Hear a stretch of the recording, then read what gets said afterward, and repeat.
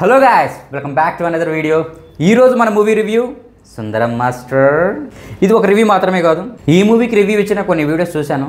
ఆ రివ్యూ చూసిన తర్వాత నాకెలా అనిపించింది, నా రివ్యూ ఇవ్వబోయే ముందు నాకేమనిపించింది, మూవీ రివ్యూతో పాటు వాళ్ళ రివ్యూ గురించి కూడా కొంచెం మాట్లాడుకుందాం. నువ్వు నిజంగా సినిమా పిచ్చోడు అయితే, నీకు నిజంగా సినిమాలు అంటే ఇష్టం ఉంటే, ఒకటి చెప్పాడని వెళ్ళవు, ఒకటి చెప్పాడని ఆగవు. ట్రైల్ చూసిన తర్వాత నీకేమనిపిస్తుందో అది మాత్రమే చేస్తావు. మూవీకి వెళ్ళాలా లేదా అది నీ చాయిస్, అది నీ ఒపీనియన్ మాత్రమే. మరి రివ్యూస్ అన్నీ ఎందుకు? సినిమాని మనం ఎలా చూస్తున్నాం, మన వాళ్ళు ఎలా చూస్తున్నారని తెలుసుకోవడం కోసం మాత్రమే. మూవీ అంటే ఇష్టం ఉన్నోళ్ళు, మూవీస్ అంటే పిచ్చున్నోళ్ళు ఈ వీడియోని ఎండ్ వరకు చూడండి. నాకు తెలుసు మీరు ఈ వీడియోని ఎండ్ వరకు చూస్తారు, ఎందుకంటే మీరు నిజంగా మూవీ లవర్స్ కాబట్టి. ఇంకా ఆలస్యం చేయకుండా అసలు కంటెంట్లోకి వెళ్ళిపోదాం. Let's begin the show. Before going to the review, జరాగరాదే చిన్న ముచ్చట చెప్తా. ఈ మూవీ నుంచి రిలీజ్ చేసిన టీజర్ అండ్ ట్రైలర్ చూసిన తర్వాత ఈ మూవీని థియేటర్లో చూడొచ్చు అన్న ఆలోచన కలిగించింది, థియేటర్ వరకు కదిలించింది. వన్స్ థియేటర్కి వెళ్ళిన తర్వాత 10 to 15 minutes ఆలోచించాను, అరే ఈ మూవీకి వెళ్ళాలా, అరే ఈ మూవీకి కూడా వెళ్ళాలా అన్నట్టు ఆలోచించాను అనమాట. నా ఫ్రెండ్స్ దగ్గరికి కాల్ చేశాను, అరే మామ ఇలా మూవీకి వెళ్ళాలనుకుంటున్నాను, if you want interest join with me అని. బట్ వాళ్ళు ఏమన్నారంటే, అరే ఎలాగో ఈ మూవీ ఓటీటీకి వస్తుంది కదా, ఓటీటీకి వచ్చే మేము చూస్తాం, ఈసారి నువ్వు గానిచ్చే అని చెప్పేసి అన్నారనమాట. అలాంటి ఏదో పనులు ఉన్నారు కాబట్టి అన్నారు. బట్ మన మూవీ లవర్స్ ఉన్న పనిని పక్కనెట్టి, చేయబోయే పనిని వెనక్కి తినకో థియేటర్కి అయితే వెళ్ళిపోతాం. బట్ వెళ్ళిన తర్వాత మూవీ ఎలా ఉంది? Sundaram master movie was good and decent. అలా అని చెప్పి ఓ మాస్టర్ పీస్, బ్లాక్ బస్టర్ బొమ్మ అన్న రేంజ్లో అయితే చెప్పను.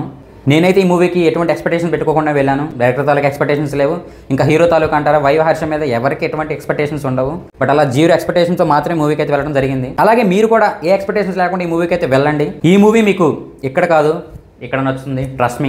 రీసెంట్గా రిలీజ్ అయిన కమర్షియల్ మూవీస్ చూసి ఎక్స్పెక్టేషన్స్ పెట్టుకొని డిసప్పాయింట్ అయ్యి చిరాకు తప్పిన మూవీస్ చాలానే చూసాము. బట్ ఈ మూవీ మాత్రం ఆ చిరాకును తగ్గించే ప్రయత్నం అయితే చేసింది. మూవీ చూస్తున్నంతసేపు కాసేపు సరదాగా నవ్వుకుంటావు, కొంచెం ఎమోషనల్ అవుతావు, పాస్ట్లో ఉన్న హ్యాపీ మూమెంట్స్ని గుర్తు తెచ్చుకుంటావు. అప్పుడు ఎలా ఉండేవాళ్ళం, ఇప్పుడు ఎలా ఉంటున్నాం, చిన్న ఆలోచన అయితే ఒకటి మొదలవుతుంది నీకు ఆలోచన స్టార్ట్ అయిన ఆ సీన్ నుంచి మూవీ ఎండ్ అయ్యే వరకు అదే హైలో వెళ్ళిపోతాం. గజిబిజి గందరగోళంలో ఉన్న ఈ ప్రపంచంలో ఎన్నో బాధలు, ఎన్నో టెన్షన్స్, ఎన్నో ఇరుకులు, ఇబ్బందుల్లో నీ జీవనాన్ని గడిపేస్తున్నాం. ఉన్న టెన్షన్స్ అన్ని మర్చిపోయి నీకు కొంచెం ప్రశాంతతనైతే ఇస్తుంది ఈ మూవీ. ఆ పెద్ద సినిమా ఏం కాదు కదా, ఓటీటీలో చూడొచ్చని మీరు అనుకోవచ్చు. ఓటీటీలో మాత్రమే కాదు, థియేటర్ కూడా వెళ్ళి చూడొచ్చు.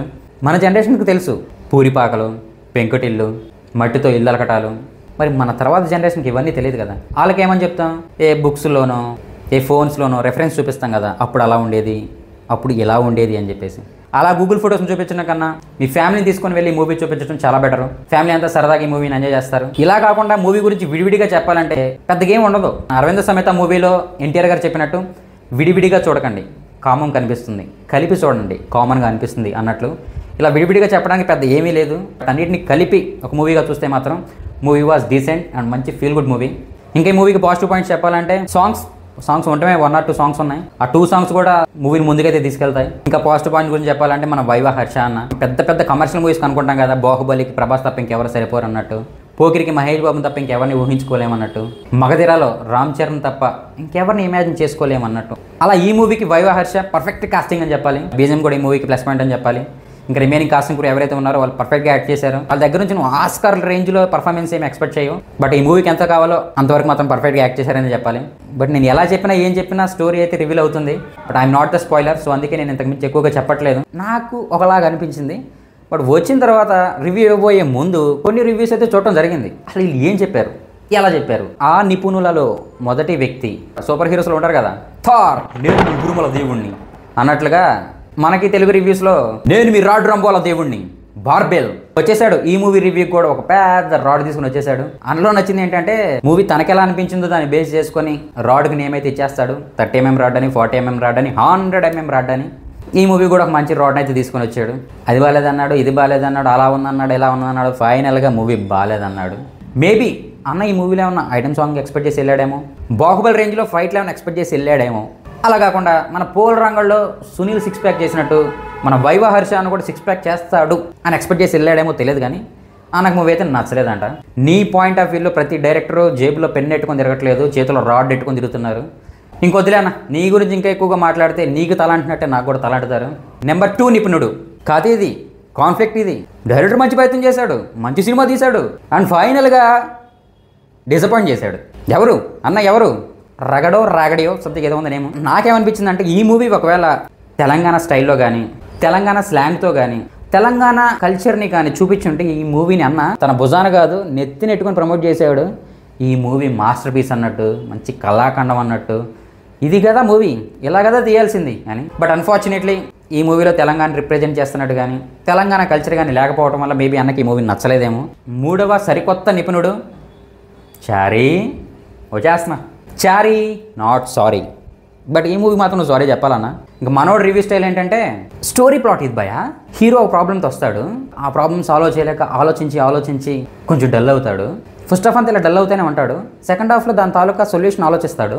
ఫస్ట్ హాఫ్లో డల్ అయ్యే దగ్గర అక్కడక్కడ ఫేషియల్ ఎక్స్ప్రెషన్స్ కొంచెం మిస్ అయ్యాయి. బట్ సెకండ్ హాఫ్లోకి వచ్చిన తర్వాత ఫస్ట్ హాఫ్తో కంపేర్ చేస్తే సెకండ్ హాఫ్లో ఫేషియల్ ఎక్స్ప్రెషన్స్ కొంచెం బెటర్ అయ్యాయి.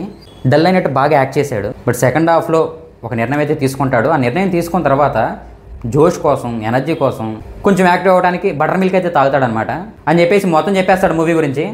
ఇప్పుడు మీరు ఈ మూవీకి ఎందుకు వెళ్ళాలంటే మనోడు తాగిన బటర్ మిల్క్ సంగం బ్రాండ్దే, విజయ బ్రాండ్దే, కంట్రీ డిలైట్ బ్రాండ్దే. సో ఈ బ్రాండ్స్ని తెలుసుకోవడం కోసం మన మూవీకి వెళ్ళేది. మూవీ మొత్తం ఇలాగ స్పాయిలర్ చేస్తే ఎలాగ బ్రో? అది మరి మన నిపుణుల రివ్యూస్ చూడండి మామ. ఎన్నో మూవీస్ చూస్తుంటాం మనం, బాగాలేదని తెలిసి కూడా అరే వాళ్ళకి నచ్చలేదు మనకు కూడా నచ్చకుండా ఉంటుందా అని చెప్పేసి వెళ్ళిన మూవీస్ చాలానే ఉన్నాయి. బట్ ఈ వీకెండ్కి మాత్రం ఫ్యామిలీతో చూడాలనుకుంటే పర్ఫెక్ట్ చాయిస్ అని అయితే చెప్తాను. బట్ వన్స్ మూవీ అయిపోయిన తర్వాత మీరు థియేటర్ నుంచి బయటకు వచ్చినప్పుడు మాత్రం ఇక్కడ కొంచెం హాయిగా ఉంటుంది, ఇక్కడ కొంచెం తేలిగ్గా ఉంటుంది. ఇంకా ఈ మూవీ గురించి ఎక్కువగా మాట్లాడాలని ఉంది, బట్ ఎక్కువగా మాట్లాడితే స్పాయిలర్ అవుతుంది కాబట్టి నేను ఎక్కువగా మాట్లాడలేదు. అలా అని చెప్పి తక్కువగా మాట్లాడాలని కూడా లేదు. ఈ మూవీ గురించి డీప్గా ఇంకొక వీడియోలో డిస్కస్ చేసుకుందాం. నాకు మూవీ ఎలా అనిపించింది, మరి మీకు ఎలా అనిపించిందో మూవీ చూసిన తర్వాత కింద కామెంట్ సెక్షన్లో మెన్షన్ చేయండి. అండ్ నేను చెప్పిన నిపుణులలో మీరు రెగ్యులర్గా ఫాలో అయ్యే ఆ నిపుణుడు ఎవరో కింద కామెంట్ సెక్షన్లో మెన్షన్ చేయండి. ఇది నా కాదు, ఇది మన మూవీ లవర్స్ ఛానల్. గుర్తుపెట్టుకో, reel review and real review. మరిన్ని ఇలాంటి మూవీ ముచ్చట్ల కోసం లైక్ చేయండి, షేర్ చేయండి అండ్ సబ్స్క్రైబ్ చేయడం మర్చిపోకండి. This is Uday signing off. జై హింద్.